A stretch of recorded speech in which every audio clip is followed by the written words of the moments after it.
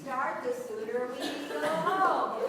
And I have a happy hour on my schedule for tonight, so I want to get there. So if you guys, there's not enough seats here, if you can kind of just see where you can see. You got to see the screen. Okay? You ready to go?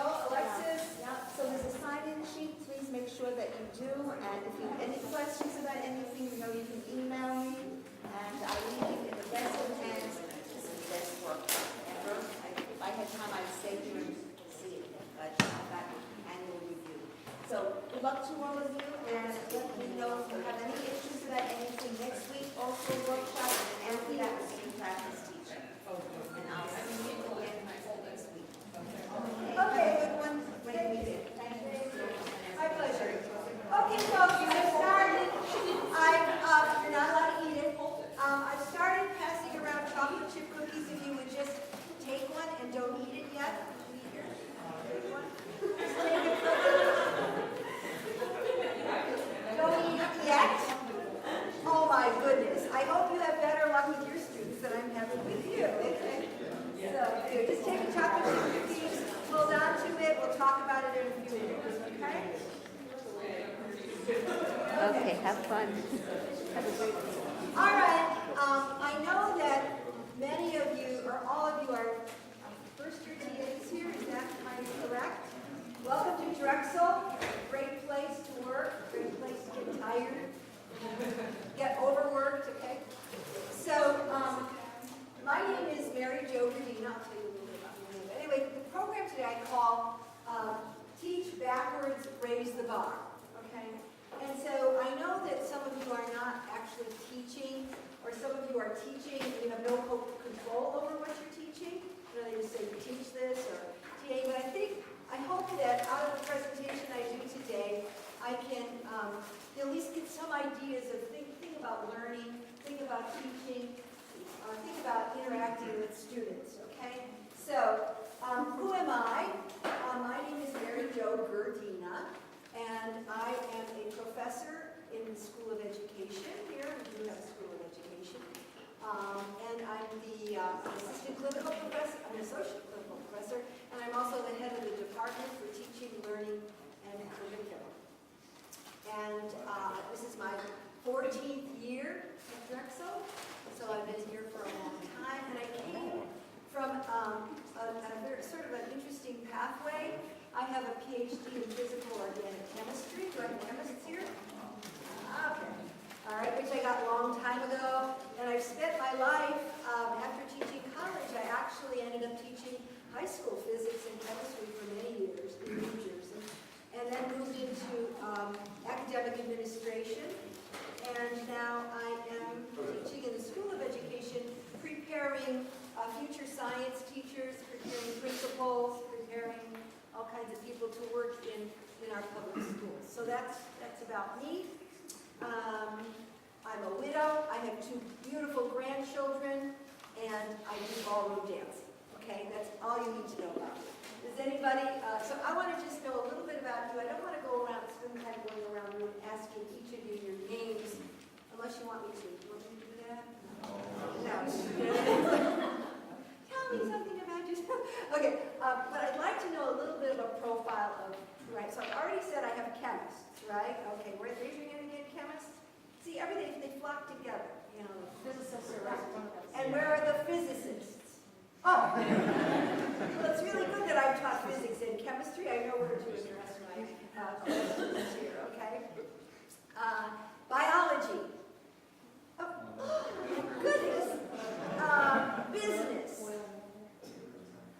Engineering. Whoa. They're bad. They're tough guys. Engineering. Math. Oh, see, and what else do we got? Nutrition. Nutrition. Oh, that's good. As we eat your pizza and sodas. Chocolate chip cookies. Okay, great. Okay, how many of you are actually teaching a class? How many of you are in a class correcting papers, like doing a support session? How many aren't doing anything? And why aren't you doing anything? Why are we paying you the big bucks? I'm just arguing.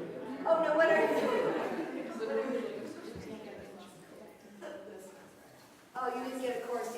will be. Okay. Okay, so what do we need to know about teaching? I have been faced with challenges my whole life because most of the universe thinks that as long as you went to school, you can teach. Okay? And that is not true. There's a lot to learn about good education and good teaching. And so that's why I ended up in the School of Education. And so I don't know what your questions are, but I hope that you will learn a little bit about teaching as we go forward. Okay? All right. So is there anything else anybody wants to tell? Anybody here do ballroom dancing? Oh, cool. Okay, good. We should talk. All right. So does everybody have a chocolate chip cookie? Okay. Now, this is just a cookie I bought at the store. I want you to look at your cookie. I want you to bond with your cookie. And if you want to, you can eat your cookie. You don't have to eat it if you have allergies or on a diet or something. Don't eat it, but if you eat your cookie, eat your cookie. Okay, or take a bite. You can talk to your friends about your cookie too, if you want.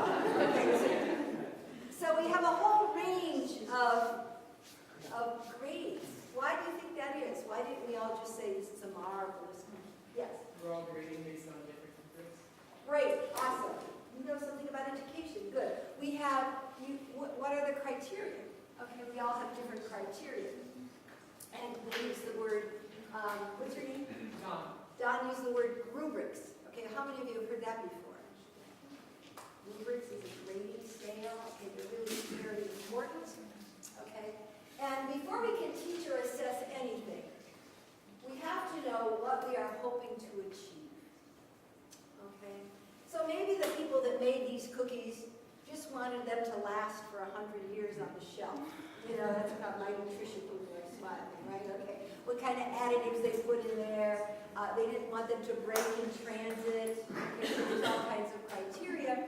I guess none of them were really excited about making a delicious cookie that's soft and wonderful and warm. You know, I just stayed at, I was at a conference in DC and I stayed at a DoubleTree. What does DoubleTree hotels do for you when you check in? They give you a warm chocolate chip cookie. It's in a little bag. It's so good. I love it. Anyway, that's not this kind of cookie. All right, anyway. All right, so I want you, again, I don't know, so we have to know what we want to accomplish. When we're making a cookie, when we're doing anything with students, we have to, so I want you to think about the last class with your Drexel students. How many have students that they can identify with, that you work with? Did you work with students? Okay, so we had a class with students. What were you hoping to accomplish? And I wanted you to write down an objective you had for the session that you met them. So, I forgot to do that. So now I'm going to pass out some post-its. I'll let you worry about opening these packages. You open the package of post-its. I went to pass them out when I passed out the cookies there.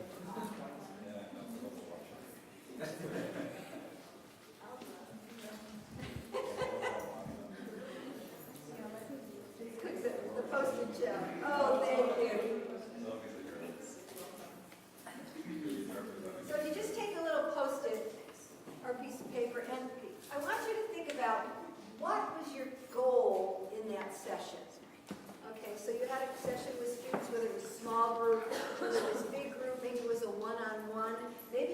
coaching somebody in a lab, okay? But you had some interaction with somebody you were teaching. Is there anybody that didn't have any of those kind of interactions? Oh, you too. No problem. Okay, all right.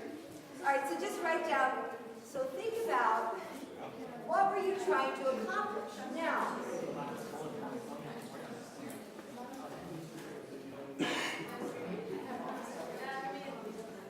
they have office hours, but they didn't come.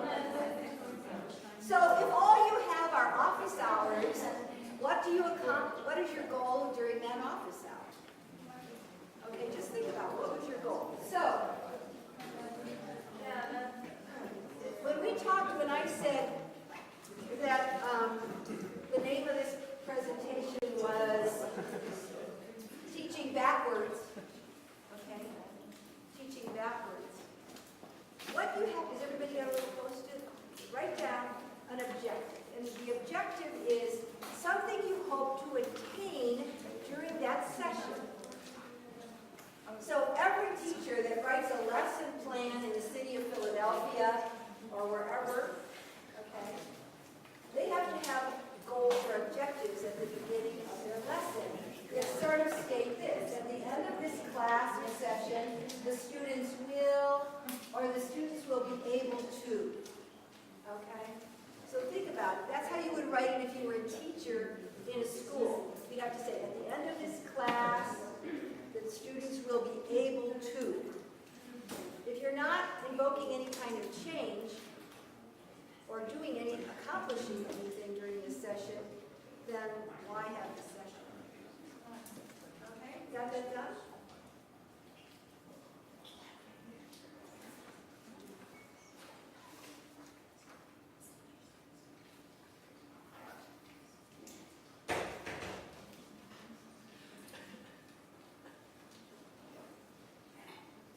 Now I want you to underline the verb in your objective. So at the end of the student, you'll be able to diagram a sentence. Diagram would be the verb.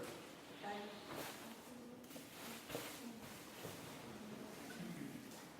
At the end of this session, the students will be able to apply Simpson's rule to some mathematical problem. Yeah. Apply the rule is the verb. Okay. Notice I told you you may not use the word understand. I don't know if you saw that before you looked at the objective. Why do you think I put a ban on that word? It's too easy to get. The students will be able to understand. I said, don't use that. So I don't let my student teachers do that. I cross it out. And they listen. Yes? It's not really something you can measure. Yeah, okay, you can't really measure. Understand is too, it's not clear. You can't have a clean, objective measure for understanding. You're crying, and you have broken heart, and you're telling your friend, your roommate, oh, I totally understand. That's bullshit. No one totally understands you, right? Understand is a very complex word. What does it mean? You can't really measure understanding. I can measure if they can solve a problem. So that's why you want to avoid that word. Okay? Understanding is not good. Okay, let's just hold on to those for a minute. Okay? So, when you're in education, when you're a teacher, you have to work it out. You don't just get up in the morning and say, oh, where's my math book? Okay, let's do page 3 today, because that's a nice page, and that's the one I always do. Okay, that's not how you go about it, Or let's have the students do the even problems, and then I can do the even ones in class, then they can do the odd ones for homework. Isn't that a good idea? Yeah, that's a good idea. No. Okay, so you don't start that lesson that way. You have to start backwards. This is known in education today. This is, it's called understanding by design, UBD. So if you talk to a teacher in public schools or in private schools that teach K-12, and you talk about UBD, they'll know what you're talking about. It's sort of the way you look at it. It's called understanding by design. There are 3 stages. And this was developed by 2 gentlemen, one of them is since deceased, and presented in the 90s. It's really common sense, but they made a hell of a lot of money on it. Okay? And this is that One, we have to identify the desired results. I have to know if I'm a third grade teacher and I'm walking into this class with all these cute little bright faces. I have to know at the end of this lesson, at the end of this month, at the end of this year, what change have I made in those students, right? I have to know what are the goals. If I don't know that, it's not going to work, okay? So every teacher is doing a change. You're initiating a change, a development in your children, in your students. I call your children, I know they're college kids, but I still call them children. Okay, at my age, you call everyone children. Right, so they're children, or your young freshmen taking calculus or chemistry 101 or whatever it is. When you're at the end of this help session with them, where should they be? Okay, that has to be clear for you. Okay, so that's the important thing. The next step is that you want to determine how you know they got there.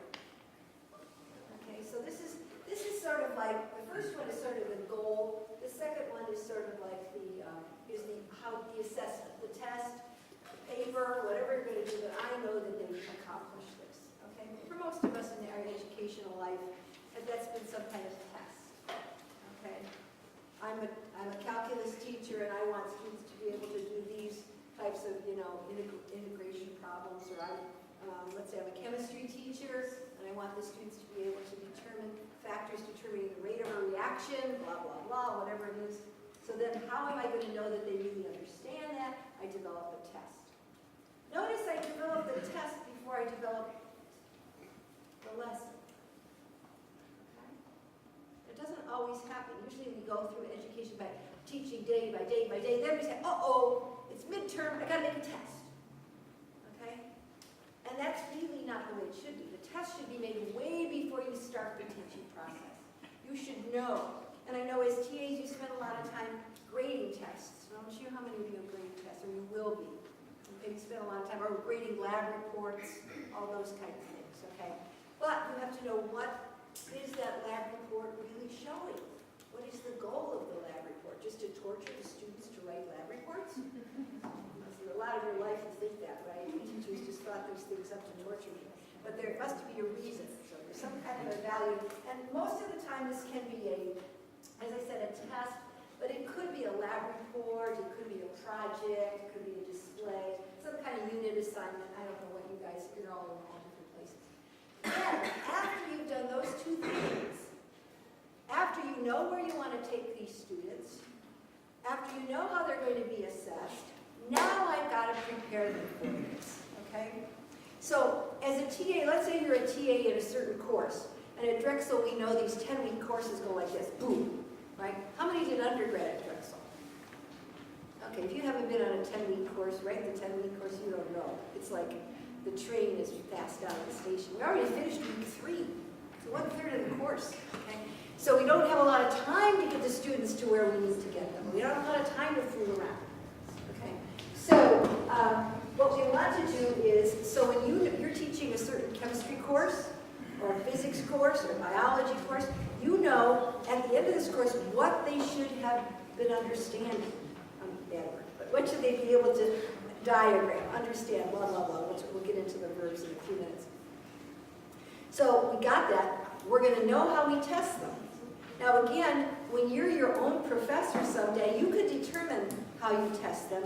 Most of the time I find when I'm working with TAs here that they have no choice, right? You're given a test. But you should know now what that final looks like. How many know what the final looks like? How are you going to get the kids ready for the final? If you have no idea what's on the final. Know the objectives. Ask your professor, what's the final look like? Not that you're going to sell it to the students ahead of time. That's not the purpose of it. But you should know at least what type of question. Is it going to be multiple choice? Is they going to have to use their calculators and solve problems? Is it going to have to be something that they describe, like create an object or something, whatever the evaluation criteria is to see that they got to that end. Then, once you know where they got to be, how we're going to evaluate them, then I can plan all my sessions with those students and get them ready for that. How many of you run marathons? Anybody? Goodness, you eat well and you run marathons. I'm so impressed. Okay. All right, so, or how many have done any kind of distance running? A few of you. Or some sports, how many of you sports that you do? Okay, what sport do you do? Oh, field hockey, okay. So, what happens, if you think about an athlete, athletes work this way, right? Both my daughter and son-in-law, sometimes, never mind. My daughter and son-in-law both have run marathons, okay, in their life. They're still running them. Anyway, I watch what happens. This is their goal. They don't make the goal, tomorrow I'm going to run a marathon. You know, they make a goal, in January I'm going to run this marathon. I'm going to run the New York Marathon. I'm going to do whatever. We have a goal. Okay? That's your objective. How will you know that you've accomplished it? When you cross that finish line, right? And they put the medal on my daughter and I start crying. Okay, then we know. That's the sign. Okay, that's how we know that we accomplished it. But what does the athlete do then? Okay? They buy certain shoes, they have a record of where they have to be at a certain time interval at a certain time in the training process, right? They have a whole training schedule. And so this is a lot like teaching. Okay? We don't just go, well, I think I might run today a mile, or maybe tomorrow too, but maybe not. Maybe I'll take a day off. That's not how you work. Okay? They work backwards. They know exactly where they have to be. And that, as an educator, what has to happen. You have to know where your students need to be in the course. And you know if they're behind, ahead, if they're really accomplishing something. Okay? Same with field hockey, right? If you want to win a game, you don't just get up one morning and say, I'm going to play field hockey and we're going to win. And there it's even harder because you have to work as a team. You have to develop your interactions, not just what you can do, but the skills that you can accomplish as a team. So you get this idea. This is common sense. Okay? But we don't often think about it in terms of education. So when we're defining what we want to do with students, our lesson goals or our interactive goals, we have to have a very clear vision of what we're doing with those students. I'm not just sitting here babysitting and getting my money or whatever it is. ITA too, sometimes they come in the door and go, oh, not this one again. It's hard, okay? You have to work with the students, they come in, and you have to really have a clear vision of where is this person, where do I have to get them? Okay. So you have to know the content of what they need to know. So maybe in biology, they need to know cell structure. I'm not a biologist, and you'll be able to tell by the examples I use. Okay, they have to know the structure of the cell. They have to know all the pieces of what goes on in a cell. What does this do? What does this do? What does this do? Okay, that's the content. That's the facts. Okay, but what you also have to know is the level of thought, or what we call critical thinking, that you're hoping to achieve. So what is this thing about this level of thought or critical level? So we must become familiar with Bloom's taxonomy. How many have ever heard of Bloom's taxonomy? A few of you have, good. Okay. So now Bloom's taxonomy, I'm just going to give you the basic foundation version, but there's many variations on this. Okay. So what is Bloom's taxonomy? So let's think about what we mean by taxonomy, and then we'll tell you what Bloom's is. So taxonomy is usually in science, it's a way of classifying things, right? You have a taxonomy of animals, a listing of animals, or science laws or divisions of groups or categories. We have taxonomy. Human beings love to put things in boxes, don't we? It's so fun, isn't it? Here's the acids and here's the bases. Oh, and then there's those things that sometimes act like acids and bases. Oh, such a problem, okay? Here's this animal, and here's this animal, and then there's some animal in between. Problem. But we like it if we could put things into categories, okay? And that's not always good. Okay, so I want you to consider. So what happened was, this only happened in 1956. That's only 60 years ago. That doesn't sound very long. It sounds a lot longer ago to you. But if you think about the 200 years of American education, that this only happened, that they actually did this, that is kind of surprising. Anyway, so Benjamin Bloom and a bunch of college professors who who were studying how people learn, got together and they said, you know, what are we doing with students? Let's talk about what are we doing, what change are we doing with our students? Now, I want you also to think about, when I'm talking about you working with your students, this is also happening to you because you are a student, right? You better change the time you're here at Drexel, okay? That's why you're here, to change, okay, to develop, to become something, okay? So he divided what these things we're trying to do with students into 3 categories, okay? So everybody humor me, and I want you to go like this. Tap your head. Okay, those are your cognitive skills, okay? Got it? So, and that's where we as teachers spend most of your time. That's where you're going to be spending most of your time. All right? You're trying to help students learn, change their brain. Okay? Change their brain. Get something in there that, or a way of thinking, something that they didn't understand before. Little light bulbs to go off. Okay? That's what your job is. Okay? The second, once you go like this, pat your heart. That's the affective domain. Sometimes we want to change the heart of somebody. Okay? Actors do this all the time, don't they? You want to, or you go to a play, right? Or a concert, you go to a play. Let's talk about a play. You go to a play, and you're sitting there, and you're watching it, and you're crying. Or a movie, right? You're crying. Oh, that poor lady. You know, what did they just do to you? They changed your heart, okay? Now, we're not going to try to make our students cry, although some of you do make your students cry. I'm sure they're going to, you know, they really have a doll with you and put pins in you sometimes. I'm proud to feel that with students. But you might want to affect changes in emotion, right? You might want to make your students very cognizant of global warming, of the importance of looking at the whole structure of ecosystems, right? You want them to care. You want them to care about this, to care about energy consumption in this world, okay? Care about our impact, you engineers, the impact that we as human beings make on this planet, okay? So you've got to stop fooling around here. We've got to take this seriously.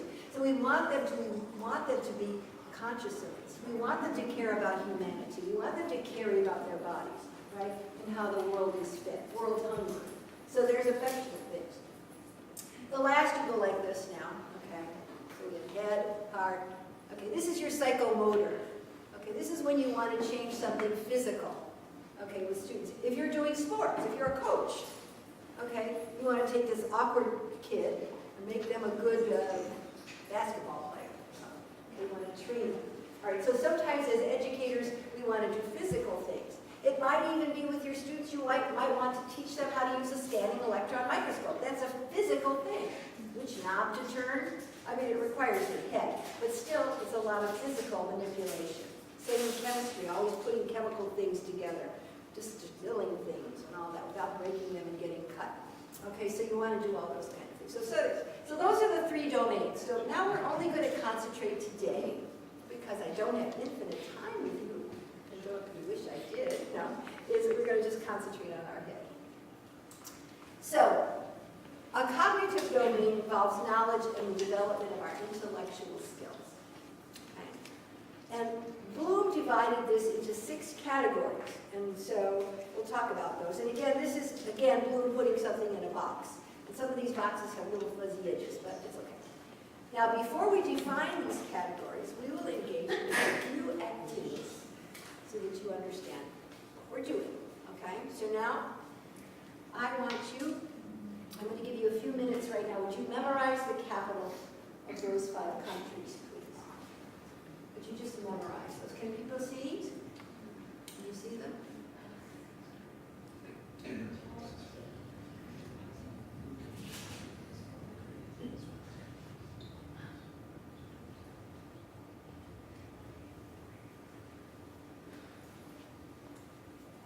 Got it? Oh! Take a picture. Boy, this is so crazy now. People can do all these kind of things. Okay. All right. See if you can write them down or think about them. See if you get them right. All right, who wants to read them off for us? Who wants to know? Who knows what they are? Yes, what is your name? Sophie. Sophie's going to tell us the answers. Guyana. Guyana is Georgetown, Venezuela is Caracas, Nigeria is A-B-U-G-E-J-E. Anybody from Nigeria can tell us how to say it? From Latvia is Riga, and Serbia is Belgrade. Very good. Let's give Sophie a thing. How many felt good about that? You've done this many times, haven't you? Ever since you're a little kid, memorize the capitals of all these countries, memorize this, memorize the spelling of this. You know, you've done it. Okay, now let's do a second activity. With a partner near you, I want you to write a sentence using 4 words. You must write one sentence.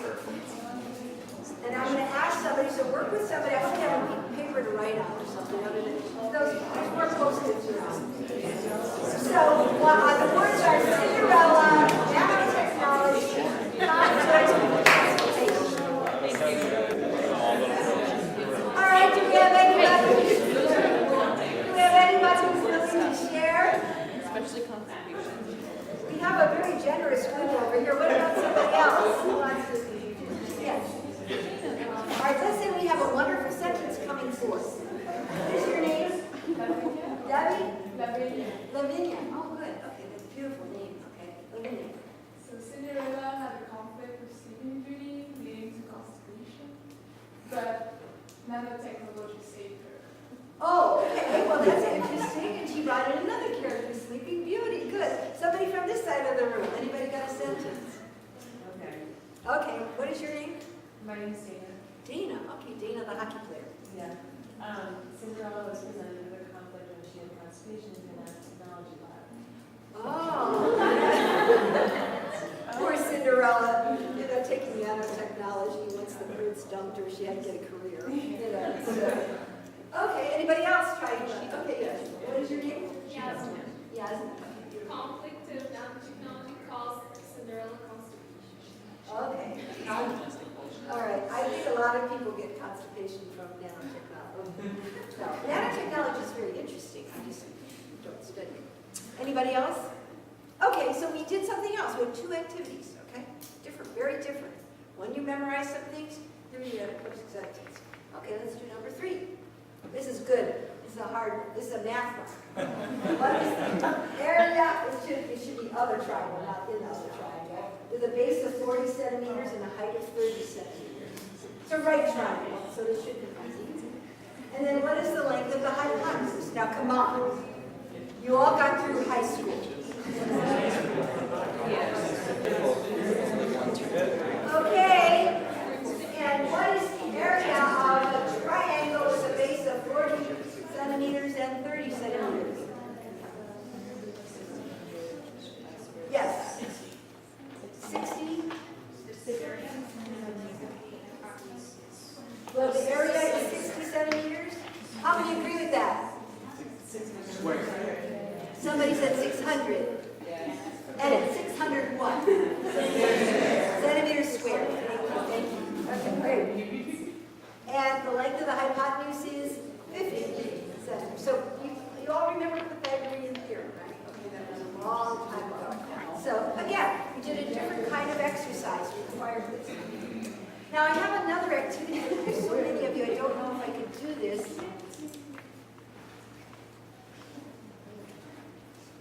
Let me, because I have these cues, and I don't know how many you have. Okay, let's just do it, because it's fun. Okay, so, I probably have enough for 5 groups maybe, so you're going to be 1 group, you're going to be 2, 3, 4, 5, 6, I don't know, whatever. I get it, I don't have enough stuff, but I'm going to just pass out some stuff. So, would group 1 come and get these things? Okay. All right. So, I apologize in that I don't have enough of those cubes, but maybe you'll work together on this, okay? And maybe you can get some coaching. All right, here is the challenge I'm offering you. My boxes this morning. Okay, so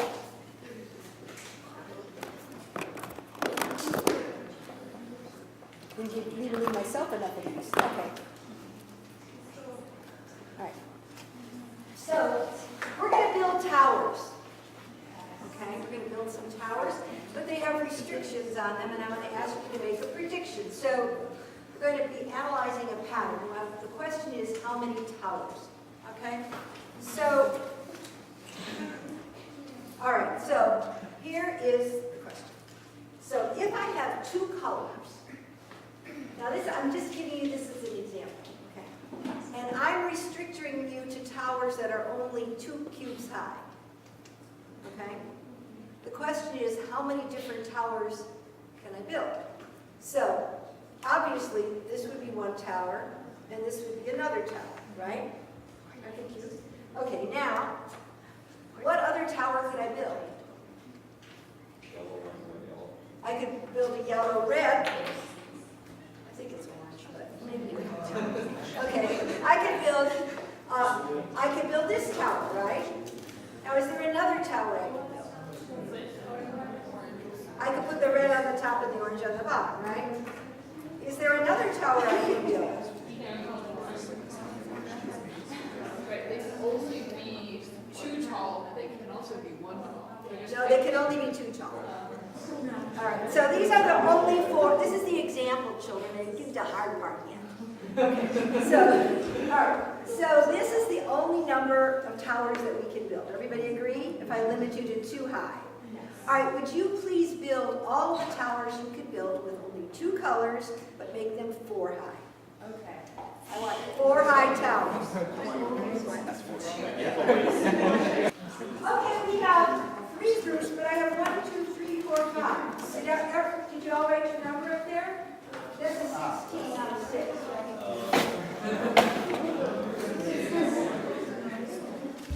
Did all groups get 16?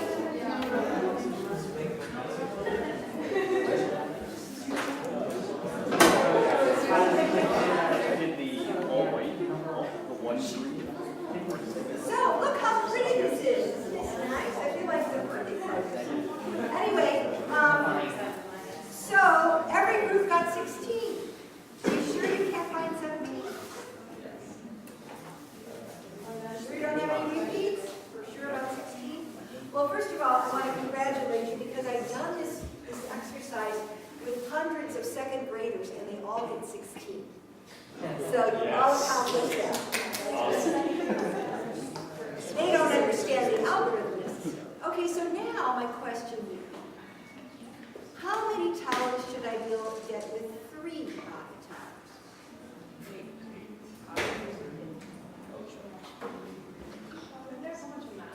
If I only have 3 high towers, how many should I be able to make?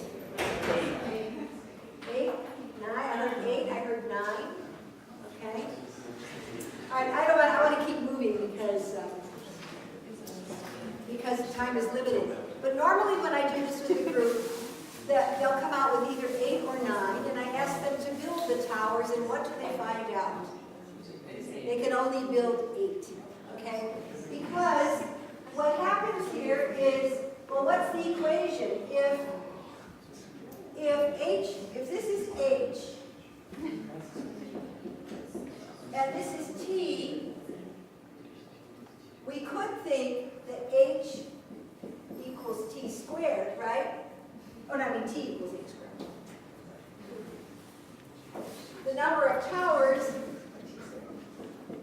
because that would give us 4 and 16, but then it would give us 9, and we can't find 9. So what is the correct formula? 2 to H.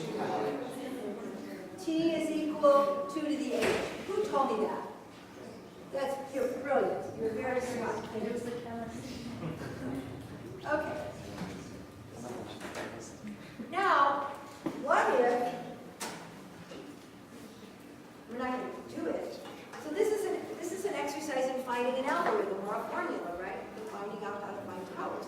So now if I had If I had 10 towers, 10 high, how many different towers?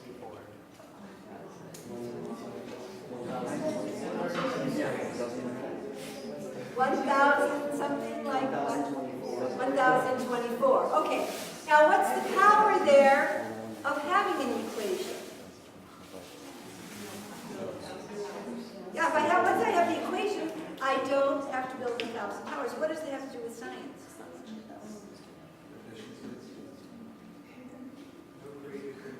What are we always trying to do in science?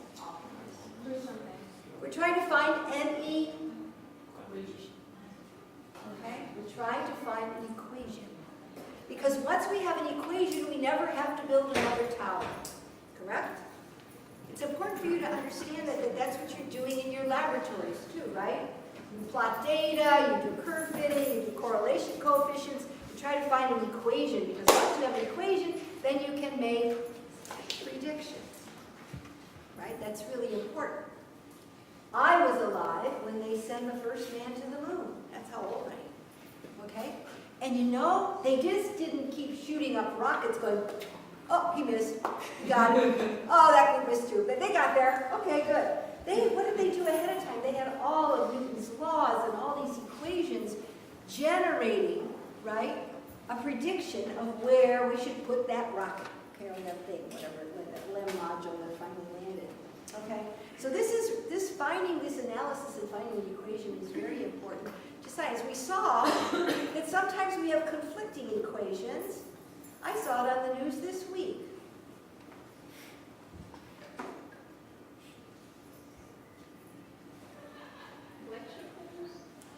That's beyond human comprehension. That's beyond.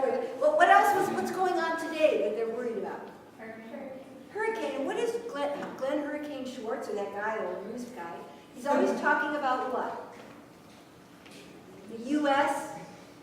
model and the European model. Did you listen to that? You know what I'm talking about? It says, according to the U.S. model, it's going to go this way. According to the European model, it's going to go this way. What's that model business?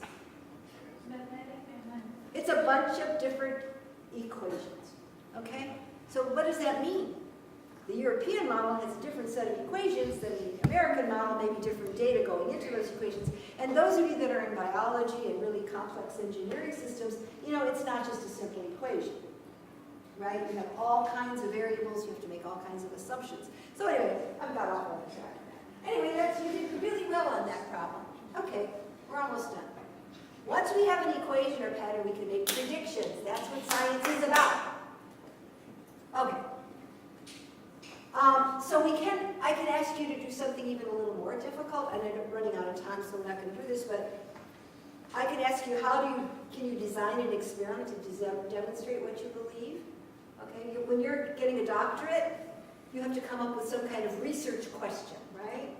And then you have to develop an experimental procedure or a way of collecting data that will support or negate that question, answer that question for you. And so, or how do you solve a system to address a given problem? Okay, so sometimes we have to do a lot of design. That takes a lot, okay, to design a structure. Okay, the next activity is something about evaluating, all right? So I'm going to ask you, we're almost done, there's no one more after this. How good are you at evaluating artful glass pieces? Okay, so what I'm going to do is I'm not going to answer any questions, so don't ask me. I'm going to show you 3 pieces of art. And I'm going to ask you to rank them in order of value. The most expensive to the least expensive. Okay? All right? There they are. The first one. Yeah, sorry. These are 3 pieces of glassware that were produced by Steuben Glass that no longer exist. They were the art version of Corning glass, and they use a lot of etching and the properties of index of refraction and all kinds of total internal reflection to create. The first piece is called New York, New York. The middle piece is called The Elusive Buck. And the third piece is called The Mystic Castle. So think about it in your head. Which one would you pay the most money for? Yes. I noticed in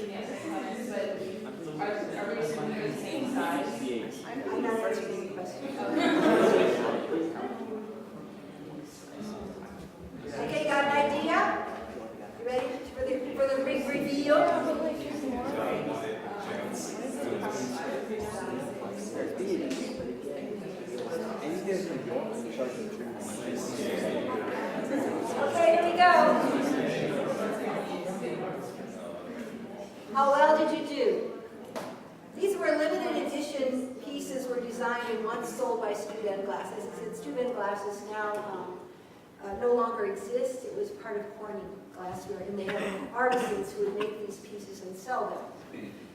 The last posted asking prices were, New York was $51,000.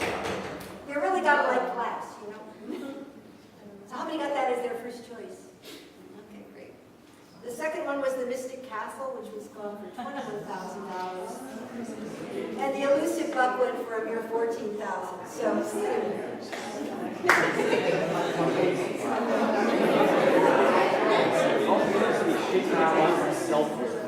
okay, I use this, so this is sort of like evaluating the cookie, okay? Evaluation is very difficult, and I don't have time to give you a whole course on evaluating students, because that's a really onerous task. How many have been totally deflated by a teacher's grade? Anybody ever? I was. Okay. It's kind of scary. So you're going to be grading people. So remember, you can make or break somebody by grading them. It's hard. But anyway, why was this difficult? Because I didn't give you all the details. I only showed you one size. They are all pretty much the same size. New York is a little taller. Okay. It's interesting. The reason I got involved with Steuben Glass was years ago, oh my God, in the 90s, I taught physics in northern New Jersey, and I had a grant from the Geraldine R. Dodge Foundation to do physics on Fifth Avenue. So I actually took students down Fifth Avenue and we did physics experiments. Like, I had my daughter when she was middle school, she still doesn't forgive me, on a bathroom scale in the elevator of the Empire State Building, going up and down, watching her coaching, talking about accelerated systems. And Steuben had his flagship store on Fifth Avenue, so we went in there, and the reason I liked it was, because the elusive buck, by using the property of total internal reflection, as you walked around it, the buck disappeared or appeared. You know, it's really very beautifully designed. And so even though it cost that much money, they took it out of the case for me and allowed me to use a laser beam and my protractors, and it was really nice to measure angles. Anyway, those are fun things when you're a teacher you can do. All right, so let's go back to what did I just put you through, and what does this have to do with the cognitive domain? You know, I could have said this a lot faster, but I wanted to play, because you guys want to play. You don't want to just sit and listen to me, right? Because I hope you had some fun. So, the 6 levels of thought. So when I'm doing something to my students, remember this is my goal. When I'm enacting a change up here, they're not all the same changes, all right? And so Bloom said we have to be aware of this, okay? And so the lowest level you do with students is the knowledge level. Just know the facts. What did we do that was the knowledge level? Memorizing the capitals, right? Anybody could do that. I probably could get a 5th grader, you know, I probably could get a monkey, and with enough bananas, get them to match the capitals with the, it's an important level. We still have to have knowledge, but that's not the highest level of thinking. That's just memorized. It's like those guys on Jeopardy that know a lot of facts. They might not be very brilliant, but they know a lot of facts. Maybe they're brilliant too, I don't know. They make a lot of money, I'll be nice to them. Okay, the comprehensive level. What did I ask you to do? She was a little bit constipated. Okay, remember I asked you to make a sentence out of those words. That requires a higher level of thinking than just memorizing, right? So just memorizing what is constipation, but being able to put it, or conflict, but being able to put all these. How many of you remember in school when you were little? Write your spelling words, memorize the definition, and then what did you do the next week? Put them in a sentence, right, or put them in a paragraph. Because what the teacher was doing was seeing if you were beyond the knowledge level now. You were comprehending the meaning. Because only if you comprehend the meaning of the words can you put it into a sensible sentence. The next level is application, use of information. What did we do? We were requiring on geometry. We did applications with math, right? Okay, we did the Pythagorean theorem. Most of you will be working on this level with your students, right? Here is the equation of stress and strain or whatever, okay? Here is the problems we practice. Now go home and do all the odd problems over and over and over again, okay? They're applying some equation they learned or something to new situations. So each of these is going up a little higher level. Then analysis and breaking down into the components, we were looking at the unifix cubes, right? We were analyzing a situation and trying to come up with a relationship. This requires more thinking, okay? When I did that with the second graders, okay, they were all able to build, 16 towers, but none of them could figure out the equation. They don't even know what those letters, they don't even know what equations are in the second grade. Okay, synthesis, putting information together. When I asked you if you had to design an experiment, okay, how you would put some stuff together. And then the last is the evaluation, judging the information. That's the hardest thing to do, okay? I've been studying ballroom dancing for about 6 or 7 years, and sometimes I watch Dancing with the Stars, and I think, oh my God, that was such a great performance. And they get a 6. Carry that over, 6. Does anybody ever watch it? I don't always watch it, it's just sometimes I see it. And they'll say, or you might be watching the Olympics, and they'll say, oh, her leg was just a little bit bent. Looked fine to me, it looked fine to you, okay? In other words, when you get to the level where you can pick, because I look at these dances, it's amazing foxtrot. They'll say, oh, her frame was just a little bit too low. Oh my God, I didn't notice that, okay? See, it's, in other words, when you become such an expert in your field that you can evaluate things. This is where you want your doctor to be, don't you? Not just to say, oh, you have the symptoms of a cold. But he wants to evaluate you, figure out the whole thing. Okay, so what we're doing here is, what I'm trying to show you is that, or get across to you, is that when we change things cognitively, we have to be aware that we're not just teaching facts. We have to know what level we're working with. What level are we pushing our students to? And so you hear about higher order thinking skills. Has anybody ever heard of that? Okay. And it's a lot in education. We're trying to get students to higher order thinking skills. And if we're just teaching the facts, it's like, oh, you're just doing a disservice to your students. Okay? So, there are not always clear distinctions, and there's many newer taxonomies have been suggested, and you can Google them. I know that you guys are so excited about this that you're going to go home tonight and you're going to Google Bloom's taxonomy and just jump up and down for joy. I'm not either. I'm going to a happy hour. But anyway, so again, this was what I gave you was traditional Bloom, just to show you the idea, and that there's these levels, and you get that idea, okay? And this is what your life is about, okay?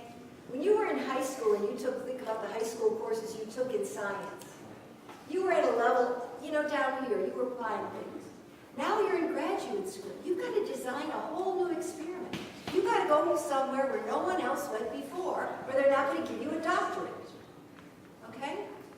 You have to do something, I had to do something with, I made a molecule that never existed before, okay? I went somewhere, okay? I had to do something like that. That took a lot of effort. Synthesis level, I had to put a lot of stuff, that was so long. But anyway, so I want you to, we're going to end up here pretty soon, but I want to just talk to you. So, oops, and I asked you at the beginning of the class to write an objective. And the young lady over there talked about measuring. Okay, you have to be able to measure, you can't measure understanding, right? So if your objective is at the end of this lesson, the students will be able to identify the parts of the cell. Okay, you're on the knowledge level. And this is what I make my teachers do, and what teachers do in public schools, whether you realize it or not, is that there's verbs in the state standards, okay? If I look at the science state standards, or the next generation science standards that are in work today, or what we're supposed to teach kids, the cell appears like in the 3rd grade, the 5th grade, the 6th grade, the whatever, but the verb keeps going up. So at the end of the 3rd grade, the students will be able to identify parts of the cell. Somewhere later, the students will be able to explain the functions of different parts of the cell. That's a bigger thing. Do you see what I mean? So you've got to know where you're going here. And so we get down to evaluate, praise, critique, evaluate, blah, blah, blah. Okay. So you get the idea. So if you look at your objectives and look at the verb, okay, that tells you where your thinking was as far as what you were trying to accomplish with your students. And so I think when you the next time you have a session with students, think about, okay, what do I really want to do? Okay, as I said, a lot of you will end up on that application level. Because at the level of the students you're teaching, they're mostly learning equations and applying them to structures or a situation. So anyway, that's what we did. We're not going to do that. Okay. You can also go to Google, again, if you're happy about this, and look up what the goals are for the affective and the psychomotor domains, but we're not going to do that. Now, the second step was, after you have your goal, to identify how you're going to assess the unit. The test has to match the goal. Okay? It's not easy to design a good assessment. And again, some of you have no control. The teachers, your professors or whoever's running the course gives you the test you have to get, right? But if you can, designing a good assessment is hard. And it needs to contain the content and the level of thought. Let me show you an example. Come on. Maybe you don't want it. Okay. An example. Label the mitochondria in this cell. That test question is knowledge level, right? The kid knows where the mitochondria is. I'm not sure I do, but anyway. But the next question could be, if the mitochondria is removed from the cell, how will the cell activity be altered? That's a whole different question, right? You have to understand, is it necessary for the function of the cell or not? Okay, what's going to happen here? Okay. These two test questions address teaching goals on two different cognitive levels. So that's what you want to make. You want to match the level to what you're trying to teach. You can look up all kinds of examples of this. I'm not going to go through this. Now, after you know, let me go back and wrap this up. After you know where you want to take the students, after you know how you're going to assess that they got there, now you plan your activities. Okay? And you have to do it in increments. Okay? The students you're working with aren't where you are now. It's all new to them. You have to kind of go back, rewind. What was I like when I was a freshman in college? What did I know? Now we can do this. Now I want to say one more thing about infusing important questions, and then I'll finish. So part of understanding by design and backward design is understanding what essential questions are. Because essential questions are things like, what will happen if we don't do something about global warming? That's huge, that's essential. But that's not something you can test, okay? So we talk about important questions. So we try to challenge students sometimes with essential questions, or just rattle their cages a little bit. They stimulate ongoing thinking and inquiry, they raise further questions, they spark discussion and debate, they point to big ideas and pressing issues. So you might want to come to your sessions with some questions that might stimulate your students. I have a few questions I want to ask you.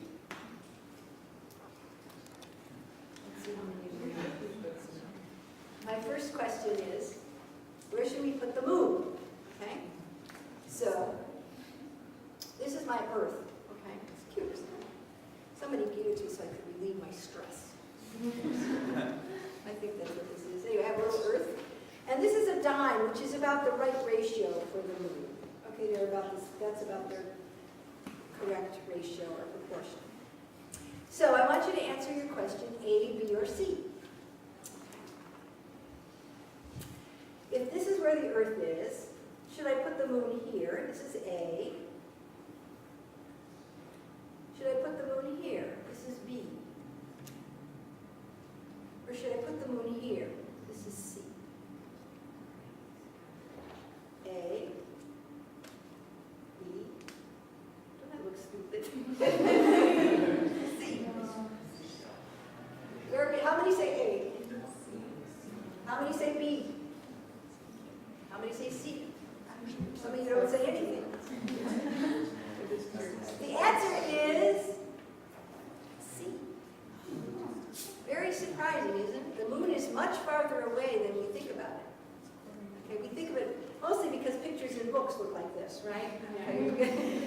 So again, this is sort of an interesting question. You might want to ask your friends. And then that's what you're really doing. Okay, this is a question that the question here identifies a misconception or a conception of what's going on in people's heads. Because if you don't understand that the moon is really this far away, you don't understand the engineering involved to get somebody to the moon. Because it's a hell of a lot different to drop a little satellite here than it is to get something to go all the way to the moon. We don't have that engineering anymore. We had it with three-stage rockets a long time ago. This is a question they often ask biology people, students. If you have an acorn, how many have been asked this question before? Oh, I don't even know my own strength there. Oh, my birth is in the way. This is a question we often ask students, undergraduates. You might ask your undergraduates. Who's a biology undergrad? Who's a biology people here? Okay, ask your undergraduates. So, we have a little acorn. You know the acorn, they're so cute. They have them now because it's awesome. Squirrels. All right, so we have a little acorn. And in several years, it will become a massive tree, a big oak tree, symbol of strength. And the question is, where does the additional mass come from?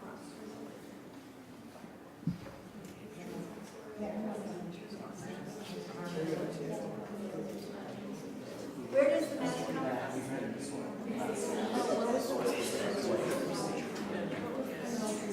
Universe. That's a general question. Excellent. Okay, where does it come from? Not you. Somebody else. Who else? Does anybody have an idea? Biology. From the sun, from minerals from ground, from water, also. They accumulate biomass over time. Where does most of that mass come from? You did not name one of the right answers. Yes. It's the carbon dioxide in the water. It's the just the carbon dioxide. Okay. We don't like to think about that. See, this is where you think you know something. You all passed biology in high school. You probably passed it in college. And if I said, how do we make leaves? You say photosynthesis. And you could balance, you chemists, you could balance it, right? You could balance the equation, so many of these make sugar, make cellulose, blah, blah, blah.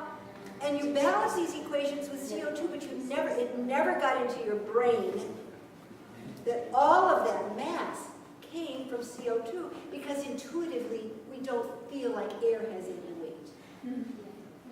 See, there's a problem with our disconnection. So sometimes, and even biology people didn't get it right. Okay. Don't worry, they asked this question to hundreds of MIT grads and they all failed. Here's one. Now here's one that's not real hard, but you're going to have a lot of fun with this tonight in a bar.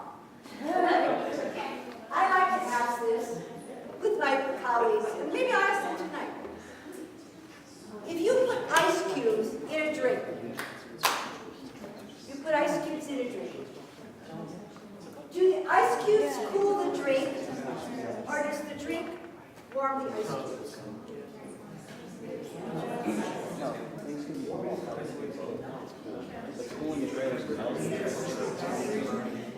The drink? Okay, physicists. Physicists, what's the right answer? Are you physicists? You're a chemist. Oh, good. I like those. That's the right answer. Okay, go ahead. There's no such thing as cold, just heat and lack thereof. That should answer the question perfectly. Okay, this is very interesting. This is the second law of thermodynamics, right? That heat can only flow in one direction.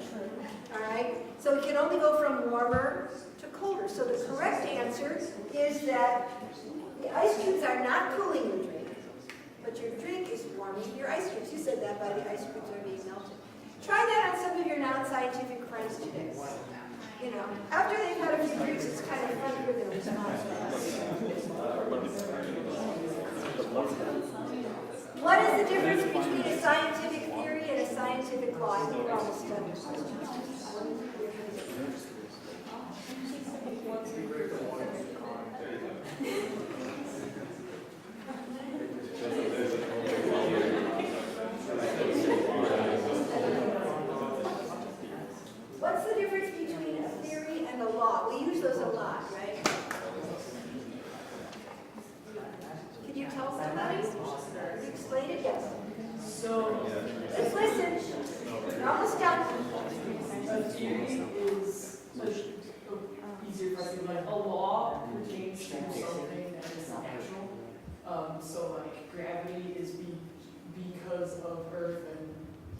universe and everything, while a theory tries to explain something that's not. I looked this up on Wikipedia. I had a lot of arguments with my friend who thinks he's fat. So. Yeah, but a theory, you said, So like you can prove a theory, but it like won't be a law if it doesn't relate to something in nature. It's oh my gosh, I can take forever to unwind that. I think you have to think about what you just said. Because you're starting to sound like Donald Trump.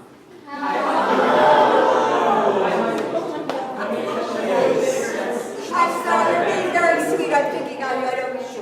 Okay, I want to go through this real fast because our time is up. Again, you're scientists or you work with science, and we use these terms a lot. A theory, it explains a reality. Okay, it explains what happens. The law of gravity. Okay, it explains that if you jump out of the window, you're going to fall down. Okay, it explains what happens. What does a theory attempt to do? To explain why. Okay, why? Why is the earth this way? Why did the dinosaurs disappear? Why do we have this atom attracting this atom? Okay. So theories, we have atomic theories that explain this, we have genetic theories. So again, this is something I think you need, when we go to essential questions, is that, you think you're pretty smart. You're here in graduate school. And you are, you're very accomplished. But that doesn't mean it's not time for you to clean up some of your thinking. Okay, and so ask yourself some difficult questions. I want to say one more thing about questions that I've done. Oh, well, maybe not. Asking questions. Asking questions is extremely important. Okay, to your students. When you ask questions, why? Gets the brain working. It gets your brains working. One other thing. It reveals what you think is important. This is in everyday life, too. Are any of you parents yet? That's good. It's better to have children after graduation. When your mother says, did you say thank you? Did you wash your hands? Okay. Were you respectful in class? What is your mother telling you? She thinks that those things are important. Okay? When your grandmother says, where's that cute girl you brought to Thanksgiving dinner last year? I liked her. She's gone, That was important to your grandmother. Okay? When I see my grandchildren, I said, Junie, did you practice your violin? I'm telling her it's important for her to practice her violin. Okay? And so I think that I just want to leave you with that when you're working with teaching, and I love teaching, your lesson, I tell my students that they're doing a lesson design, not a lesson plan. Because a design is an arrangement of details which make up a piece of work of art. And when you have all those pieces to put together, the goals, the evaluations, and the activities with really good questions, you have a work of art. And so I hope that all of you have many successful months here ahead, enjoying teaching. And if